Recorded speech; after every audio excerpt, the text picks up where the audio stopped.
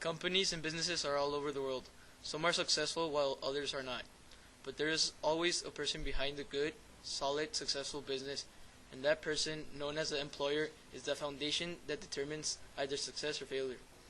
My name is Rodrigo Alvarez, and I currently attend Cathedral High School as a junior.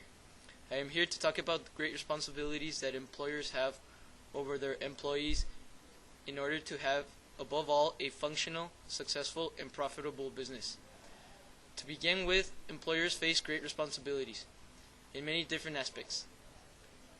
Under the OSHA Act of 1970, the Occupational Safety and Health Act of 1970, there is a list of requirements that employers have to meet, and they are as follows. A workplace free from hazard has to be provided. Employers have to make sure employees use safe tools and or equipment for the work they are dealing with.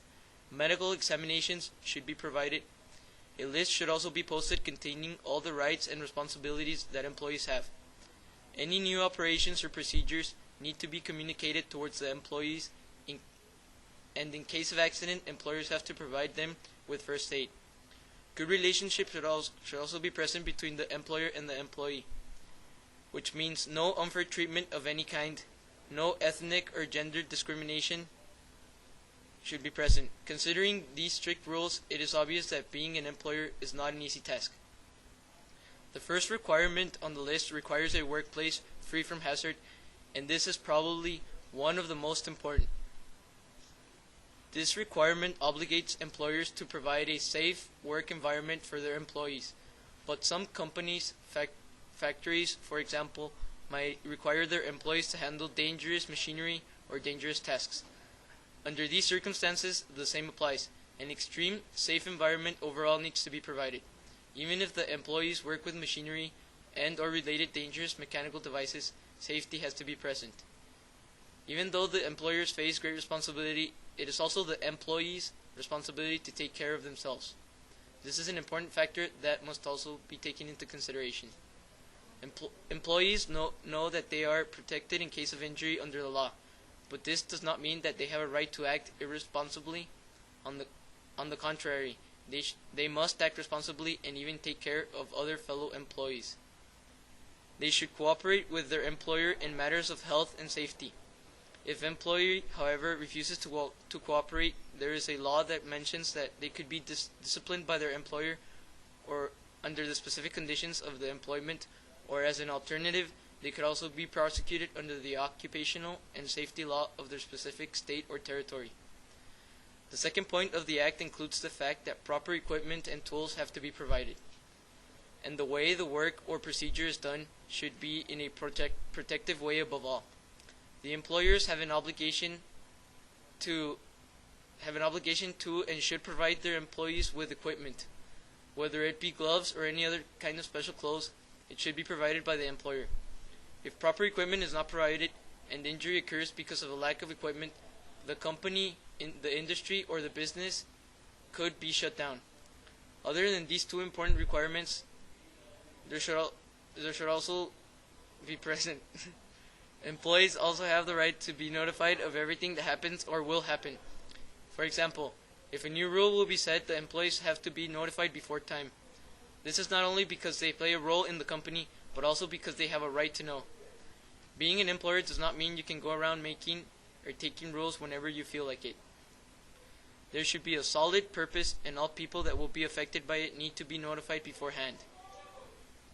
Another important ruling factor that falls on the back of an employer is the first aid in case of an accident. Even though the accident may have happened because of carelessness on the employee's behalf, the employer has to quickly take, if necessary, the employee to the hospital or medical center and ensure they are properly taken care of. If the injury is serious and the employee will be disabled for quite some time, the employer still has the obligation to pay the worker.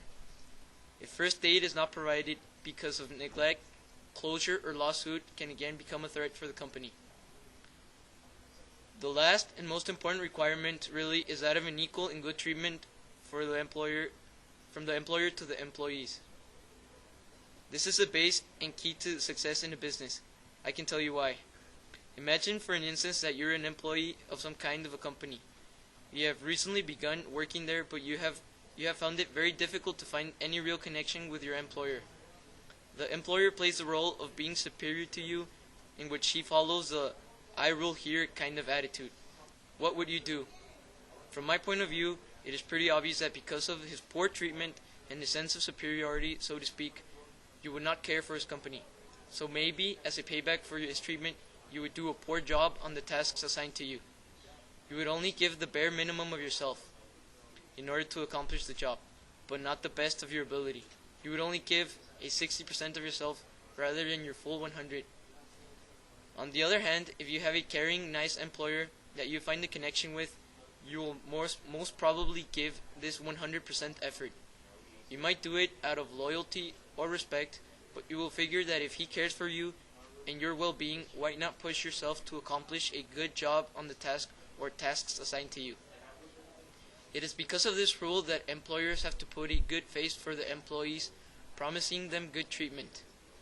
There has to be some outside connection, some form of identity that they can both find, and with it form connections such as downward and upward communications. These forms of communications should be present, or else it will be the employers that will end up losing. If there is only a demanding downward communication upon the employees, then they can surely simply just go around and search for a new job. What good is a company for it if you do not have people running it? It is this idea that leads into my next point. Noticing all these requirements, it is obvious that in order to have a highly functional and successful company, employee satisfaction is crucial. Thus, employee satisfaction can even yield high productivity rates, and higher productivity rates yield more prosperity to your company. It is not only the customers, but more importantly, the employees who have to feel their workplace as something they can identify with. It is the employees who run the business under the rule of the employer, so unhappy employees lead to an unsuccessful business. Why is this so, you might ask? To begin with, if you give bad treatment to your employees, then unhappy employees will give bad treatment to your customers, and as a result, you will lose customers. The employees have to be sure that the work is the best possible and most convenient to them, which includes a proper wage and not too many working hours per day. No exploitation of any kind should be present, so that productivity can continue with no discontent of any kind. In conclusion, as head of any kind of company, it is obvious that it is not easy being the employer. As an employer, you have to work not only for your company, but above all for the well-being of your employees. It is under the OSHA Act that a set of rules are listed for employers to follow, and it is under these laws that a business has a big chance of becoming successful. Primarily, if good relationships are established, great results will be the product. At any point, though, if any law is broken in which no proper equipment or safety for the employee is provided, for instance, or bad treatment is given to the employees, not only will you suffer productivity loss, but even closure of your company can result.